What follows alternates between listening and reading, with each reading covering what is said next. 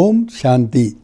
தன்னை அர்ச்சிக்க தானிருந்தானே என்ற நிகழ்ச்சியில் இன்று நான் ஆத்ம விஸ்வாசியாக இருக்கிறேன், அதாவது நான் தன்னம்பிக்கை உடையவனாக இருக்கின்றேன் என்பதை பற்றி பார்ப்போமா. பாப் தாதா இதற்கான அடையாளங்களாக என்னென்ன கூறியிருக்கின்றார், அதை நாம் அடைவதற்கு என்னென்ன விதிமுறைகளை கையாள வேண்டும் என்றெல்லாம் நாம் இன்றைக்கி பார்க்க போகின்றோம். முதல்ல பாபா சொல்கிறாங்க, தைரியமானவர்களாக இருப்பார்கள். ஹிம்மத்தே பச்சே மததே குதா.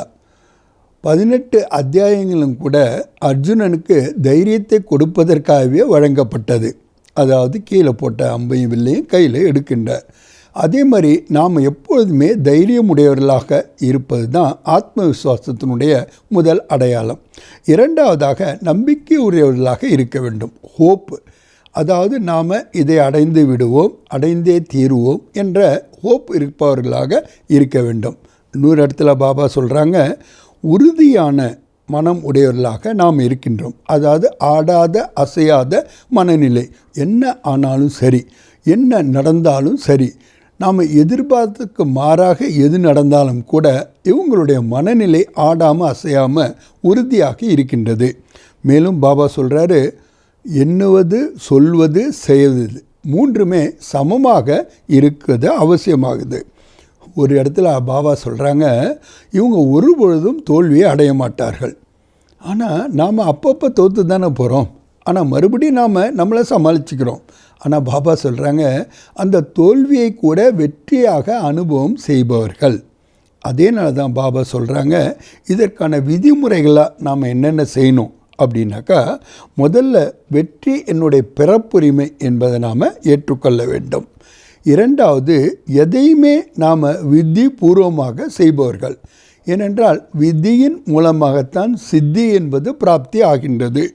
மேலும் எப்போ நாம் திரிகால தரிசியாக இருக்கின்றோமோ அப்போ நாம் செய்கின்ற செயல்கள் எல்லாமே சிறப்பாக இருக்கும். நாம் நிகழ்காலத்தில் சாட்சி ஸ்திதியிலிருந்து செய்யக்கூடியவர்களாக இருக்க வேண்டும்.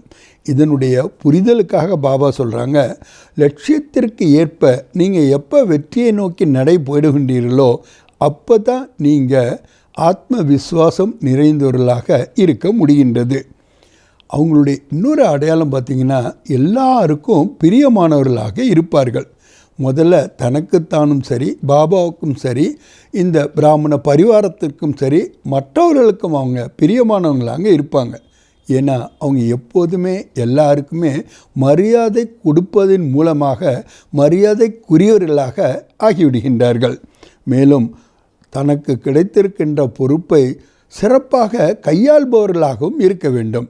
நாம் சொர்க்கத்தில் ராஜ்ய கிரீடத்தை அடைகிறோன்னா இப்போ நாம் பொறுப்பு என்ற கிரீடத்தை அணைஞ்சால்தானே.